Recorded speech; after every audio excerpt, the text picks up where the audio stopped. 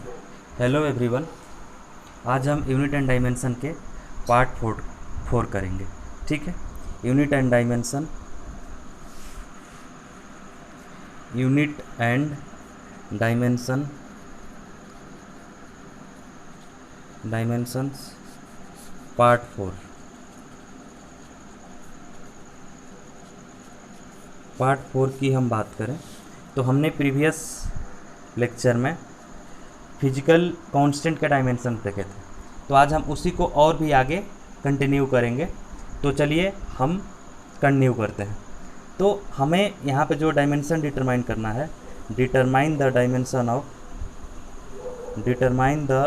Dimension of dimensions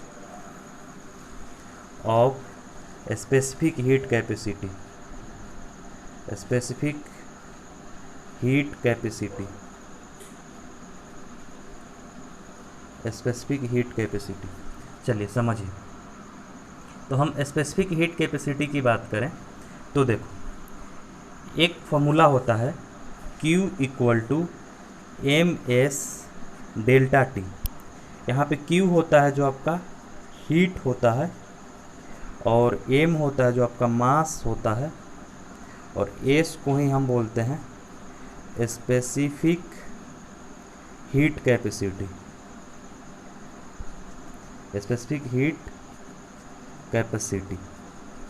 और delta T को हम बोलते हैं change in temperature, change in temperature. ठीक है। यहाँ पे आपका ऑब्जेक्टिव क्या है कि एस का यूनिट बताना है। तो चलो सबसे पहले हम एस का फॉर्मूला बनाते हैं कि एस का फॉर्मूला क्या बनेगा। तो जो यहाँ से एस का फार्मूला बन जाएगा Q अपॉन में एम डेल्टा टी। तो अब चलो डायमेंशन लिखते हैं। Q का डायमेंशन क्या होता है? हीट। हीट भी एक टाइप का क्या होता है? मैंने आपको प्रीवियस लेक्चरों में बताया था कि हीट भी एक टाइप का एनर्जी होता है। इसका डायमेंशन हो जाएगा m1 L2 और T माइनस के 2। अब नीचे में क्या है? मास। मास का डायमेंशन बच्चा पार्टी आपका m होता है, और डेल्टा टी का जो डायमेंशन होता है वह चेंज इन टेम्परेचर है, तो इसका डायमेंशन आपका k हो जाएगा। ठीक है। तो यहाँ से जो इसका डायमेंशन बनेगा आपका, ये बन जाएगा m0 L2 और T माइनस का 2 k की पावर -1।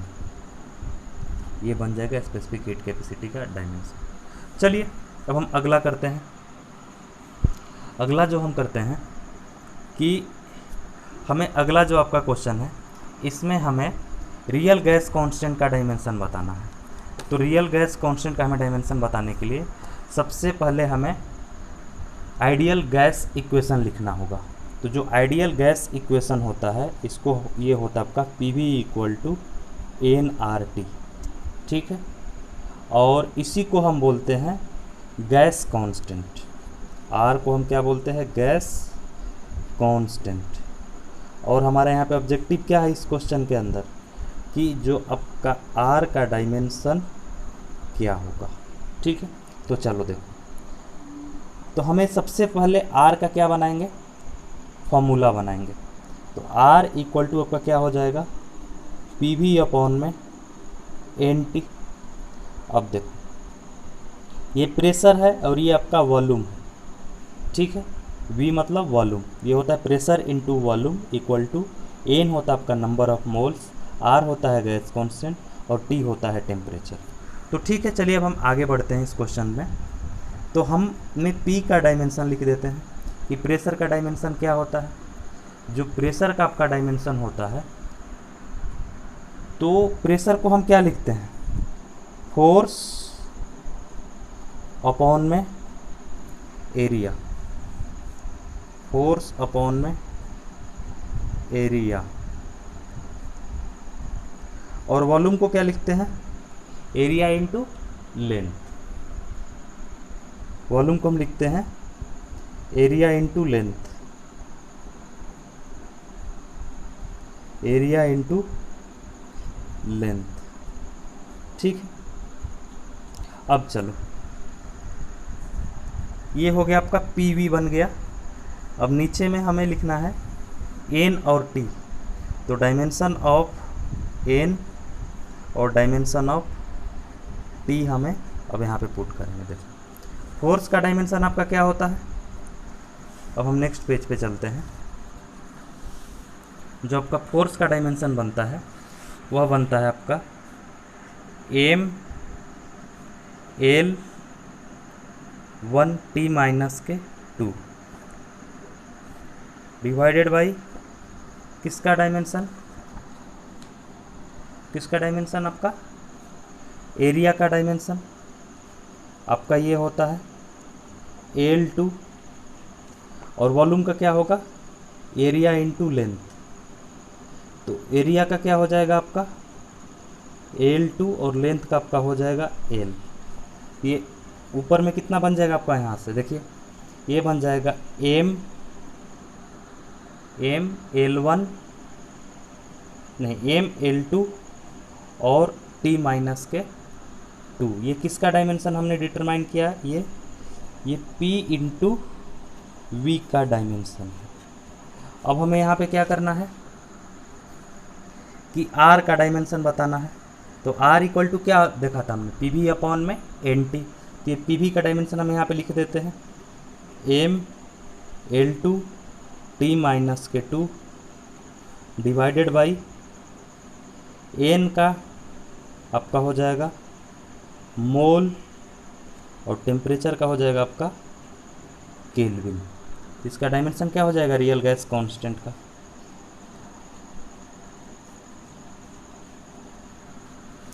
जो रियल गैस कांस्टेंट का जो डायमेंशन होगा वो हो जाएगा आपका M1 L2 T माइनस का 2 मोल की पावर -1 और K की पावर -1। ये हो जाएगा dimension of real gas constant. ठीक है, चलिए एक क्वेश्चन और हम देखते हैं इस पे बेस्ड। अब जो हम डायमेंशन बनाएंगे वह बनाएंगे हम कोफिशिएंट ऑफ विस्कोसिटी की। किसकी, coefficient of viscosity.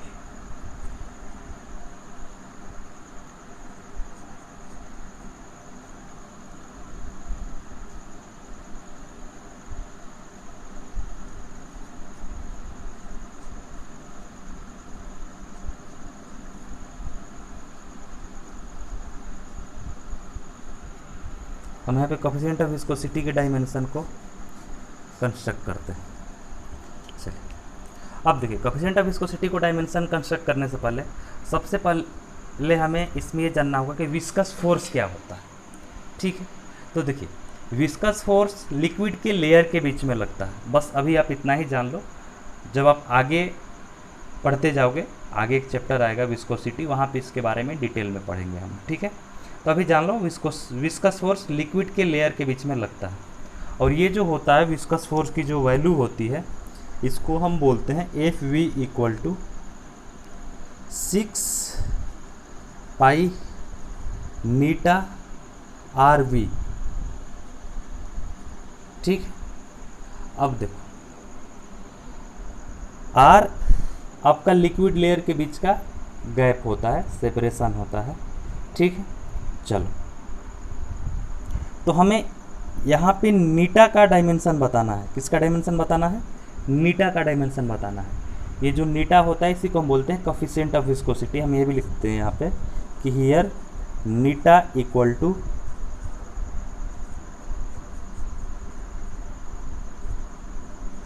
Coefficient of viscosity.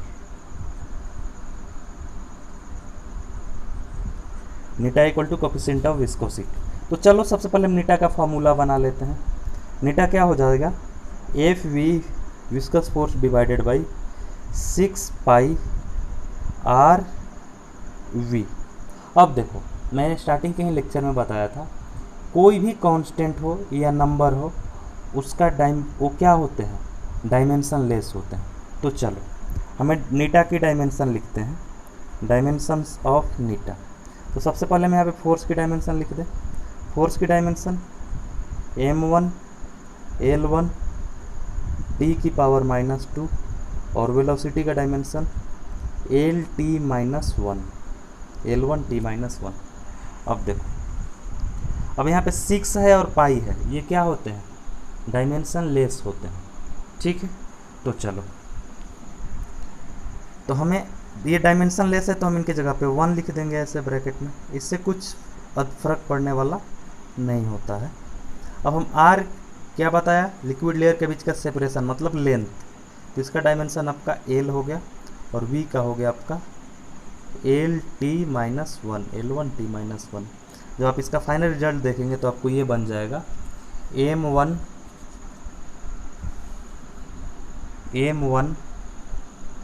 l की पावर -1 और t की पावर -1।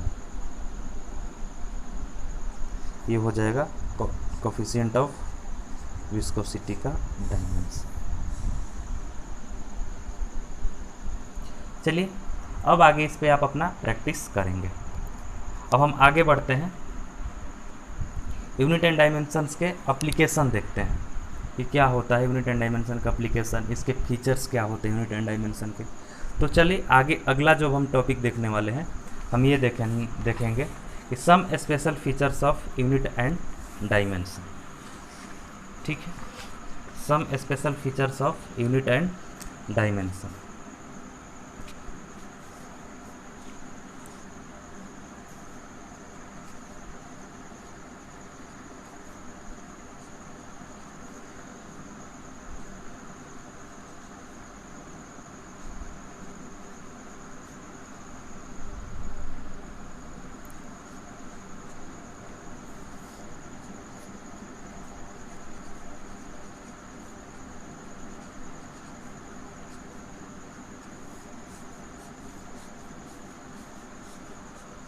ठीक है, समझिए इस टॉपिक को, समझिए कि मैं क्या बोलना चाह रहा हूँ। सपोज मैंने एक फॉर्मूला लिखा आपके पास l प्लस अल्फ़ा, और एक रिजल्ट हमने, चलो l प्लस अल्फ़ा को ही पहले हम समझते हैं। हमने ये बोला कि यहाँ पे l जो है आपका वो लेंथ है, तो अब हमें इसमें ये देखना है कि अल्फ़ा क्या होगा, ठीक है। l लेंथ है, अब हमें अल्फ़ा क्या होगा। देखो यहाँ पे एक कॉन्सेप्ट आपको ये समझना है कि सेम फिजिकल क्वांटिटी में अगर हमें दो फिजिकल क्वांटिटी का एडिशन करना है तो दोनों सेम होना चाहिए। जैसे कि मैं बोलूँ यहाँ पे ये l है और ये अल्फ़ा है, तो l प्लस अल्फ़ा का, l और अल्फ़ा का यहाँ पे क्या है, एडिशन है। मैंने अभी जस्ट पहले क्या बोला कि कोई भी दो फिजिकल क्वांटिटी को ऐड करना है जब, तो दोनों के क्या होने चाहिए, डायमेंशंस भी सेम होने चाहिए, यूनिट भी सेम होने चाहिए, ठीक है। तो ये अगर यहाँ पे लेंथ है तो ये अल्फ़ा भी आपका क्या होगा, लेंथ होगा। तो हम क्या बोल सकते हैं कि dimensions of alpha equal to l, ठीक है। अगर इससे ना समझ में आया हो तो एक और केस में लेता हूँ, उसको एक्सप्लेन करता हूँ, उससे आप, आई होप कि आप समझ जाएंगे। मैंने लिखा यहाँ से f प्लस या f माइनस हमने लिखा बीटा, और यहाँ पे जो आपका f है वह फोर्स है, तो ये बीटा क्या होना चाहिए। देखो फोर्स में आप फोर्स ही ऐड कर सकते हो ना बच्चे, जैसे कि फोर्स में आप क्या ऐड कर सकते हो, फोर्स ही ऐड कर सकते हो, और फोर्स को ही सब्सट्रैक्ट भी कर सकते हो। यहाँ पे मतलब क्या निकला कि किसी भी फिजिकल क्वांटिटी का एडिशन या सब्सट्रैक्शन सेम फिजिकल क्वांटिटी के साथ होगा। क्या होगा, सेम फिजिकल क्वांटिटी के साथ होगा। तो जैसे कि एफ आपका यहाँ पे फोर्स है, तो बीटा भी आपका यहाँ पे क्या होना चाहिए, फोर्स है, फोर्स ही होना चाहिए। तो मैं ये बोल सकता हूँ कि dimension of F equal to dimension of beta, ठीक है। अगर अभी भी नहीं समझ में आया है तो सपोज मैं बोलूँ कि ये 5 न्यूटन का फोर्स है, किसी ऑब्जेक्ट पर लग रहा है, इसमें और फोर्स को बढ़ाना है उस ऑब्जेक्ट पे, तो हम और फोर्स की ही वैल्यू को ऐड करेंगे ना, ऐसा तो नहीं ना कि हम वहाँ पे वेलोसिटी को ऐड कर देंगे। आया बात समझ में। देखो तो इसका रूल जो होता है ये होता है कि वन क्वांटिटी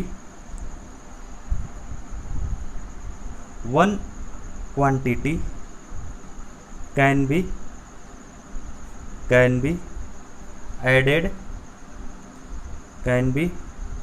added और subtracted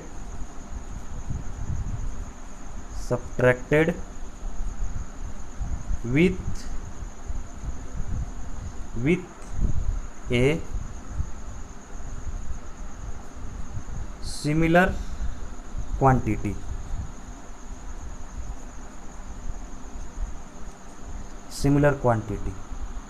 and given rise to the similar quantity।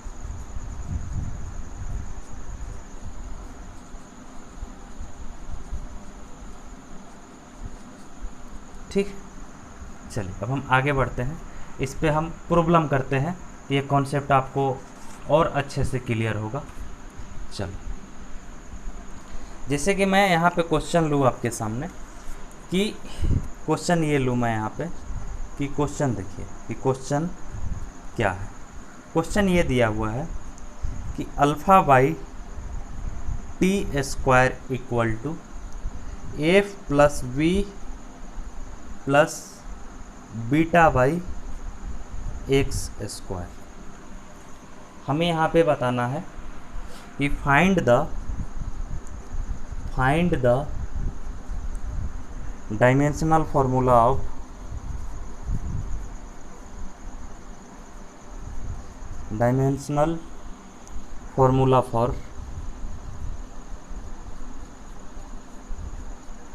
Formula for alpha and beta here t equal to time, f equal to force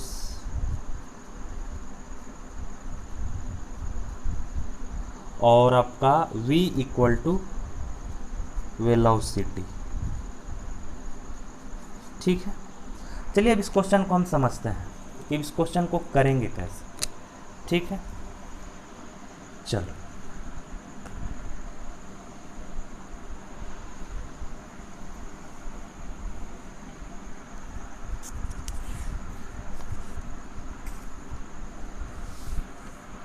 जैसे कि मैं बोलूं कि जो बीटा बाई एक्स स्क्वायर है, चलो पहले क्वेश्चन को देखते हैं। क्वेश्चन क्या है? क्वेश्चन आपका था कि alpha by T square equal to F V plus के बीटा बाई एक्स स्क्वायर। ठीक है, चलिए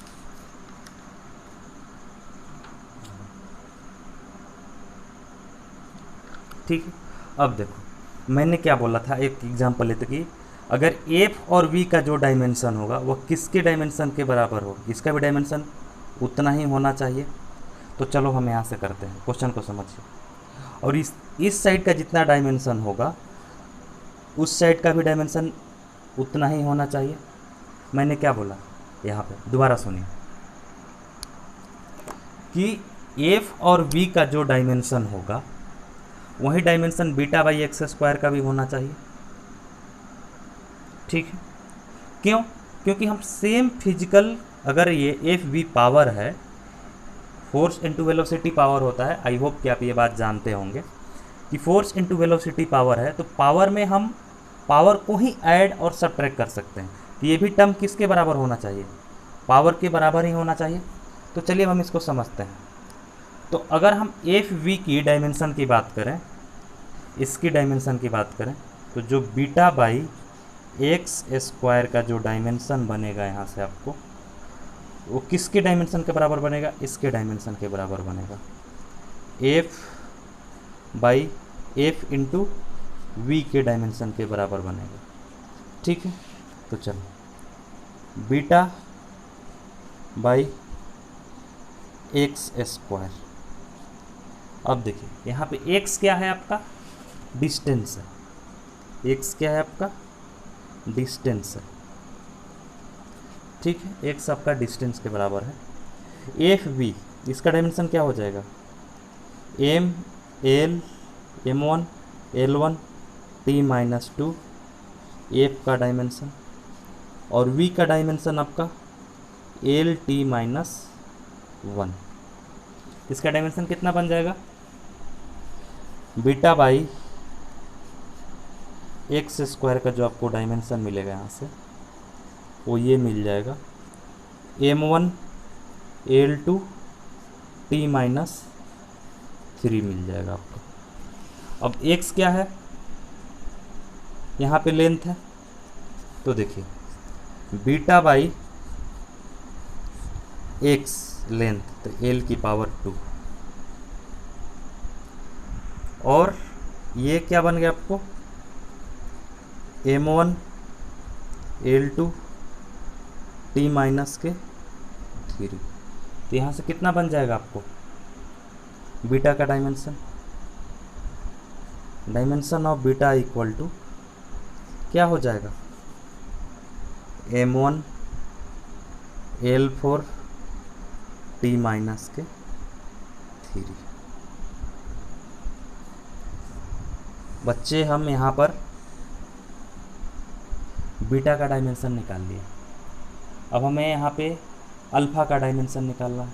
तो देखिए यहाँ पे फिर से हम वापस क्वेश्चन पे आते हैं, समझिए ये अल्फ़ा बाई टी का हमें फिर अल्फ़ा का डायमेंशन यहाँ पे बताना है, हमारा ऑब्जेक्टिव ये है सेकंड पार्ट का।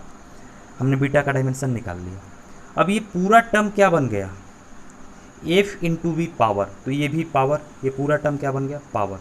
तो इस पूरे टर्म का डायमेंशन एफ वी के डायमेंशन के बराबर होगा, और एफ वी का जो डायमेंशन था हमने अभी तुरंत पीछे देखा था कि आपका क्या होता था, एफ वी का डायमेंशन m1 l2 और t माइनस के 3। अब ये किसके बराबर हो जाएगा, अल्फ़ा बाई टी स्क्वायर। हमें किसका डायमेंशन बताना है, अल्फ़ा बाई टी स्क्वायर। तो हम यहाँ से अल्फ़ा का डायमेंशन बता देंगे कि dimension of alpha equal to m1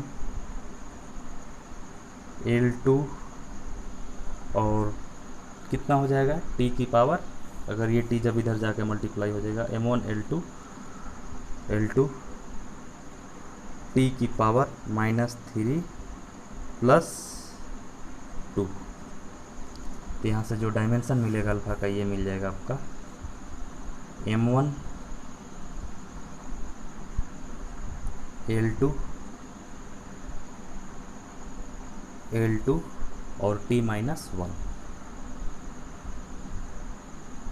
ठीक है, आई होप कि यहाँ तक आपको समझ में आ गया होगा। चलिए अब हम आगे और इस पे क्वेश्चन करेंगे अगले पार्ट में।